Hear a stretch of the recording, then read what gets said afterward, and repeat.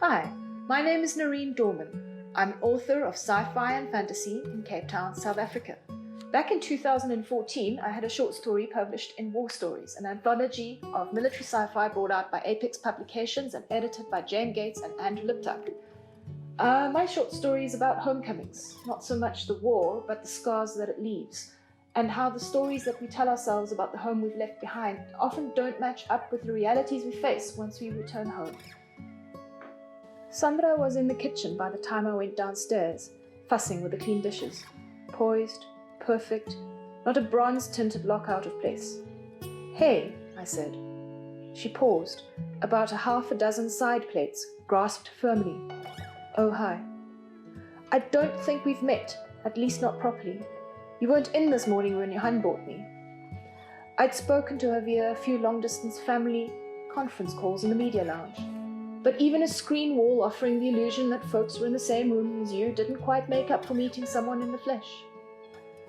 Sandra was much taller than me, though for some reason she gave the impression of cowering the moment I'd entered the kitchen. My brother's trophy wife. Sandra shook her head. "We haven't, now that I think about it." We stood awkwardly, saved only by Johan thumping in. "Where's the vaccine ampules for the cows? They're not in the storeroom," he growled at Sandra, who looked as if she'd dropped the crockery. "How should I bloody know?" Her mouth pulled in a tight line, and she slammed the plates on the kitchen counter. "I told you to have Essie bring them down." "They're probably still in the deep freeze," Sandra said.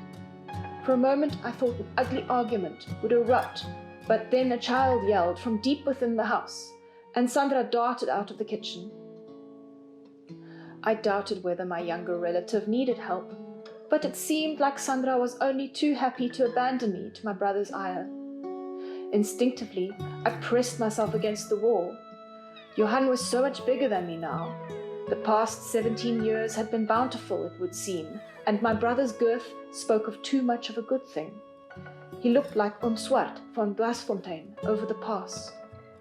Odd that I'd faced down enemies on a battlefield, yet when family turned the home into a war zone, I cringed like a beaten dog. "You going to stare at me like I'm the devil?" Johan asked, his face contorted in a ferocious scowl. He was probably embarrassed that I'd caught him bitching at Sarah. I shook my head, hating how like a cockroach I felt in my childhood home, in the very kitchen where Ma used to bake. Try as I might, I could hardly recall those warm, yeasty smells and the taste of butter melted on a crust of fresh bread. "Well, you're going to have to sort out your life now that you're back. Can't have you lying about like the other vets. You've still got all your limbs. You're going to have to pull your weight around here." What the? My anger surged hot and sudden. My life is... Who was he to point fingers when it seemed like his own life had visible cracks? But he was out the door already, his back turned on me like I was no more than one of the farm workers to be ordered around. I stood for a few moments, just to regain my composure. I'd wanted to ask the other question that I hadn't dare voice since my arrival. How is Ma? Not talk about my problems light years away. I'd barely had a chance to shake the dust off my feet, and we were already arguing. 17 years dawned like a bottomless chasm between us, filled with accusations. Where were you when Pa fell ill and died? Where were you when the great fires burnt down the plantations? Where were you when the modified anthrax killed all the livestock? To say that I was at war, fighting so our enemy would not lay waste to our precious farm or carry away the children, would not wash with my brother. Those who remained earthbound took it for granted that the wind always raced through the scrubby veldt, or that rain came in the cooler months. The sun that rose and set on their world was always tame, yellow.